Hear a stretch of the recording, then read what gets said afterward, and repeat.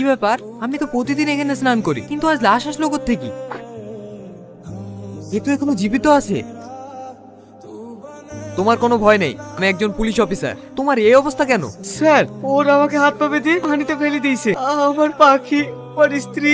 ঠিক আছে, আর কিছু বলতে হবে না, থানায় গিয়ে কথা হবে। তুমি কি কাউকে চিনতে পেরেছো?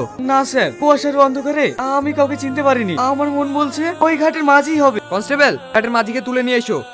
শাহিন, তুই এখানে এখনো বেঁচে আছিস ভাই? হ্যাঁ ভাই, স্যার না থাকলে হয়তো আমি। কিন্তু এদেরকে কোথায় পেলে? সে তোকে পরে বলবো, আগে স্যারের কাছে ডায়েরিটা লিখি। স্যার।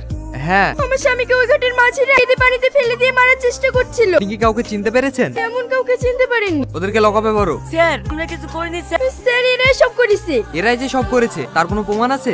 না স্যার। প্রমাণ ছাড়া তো আমরা কাউকে সাজা দিতে পারবো? প্রমাণ আছে স্যার, আমি দেখেছি। ওরা দুজনে আমার আব্বাকে হাত পা বেঁধে পানিতে ফেলে দিয়েছে, আর আমার মায়ের উপর ওরা ভীষণ অত্যাচার করেছে। না স্যার, ও মিথ্যে কথা বলছে। পৃথিবীর সবাই মিথ্যে কথা বললেও বলে পাখি কোনোদিন মিথ্যে কথা বলবে না। কনস্টেবল, ওদেরকে কোর্টে চালান করার ব্যবস্থা করো।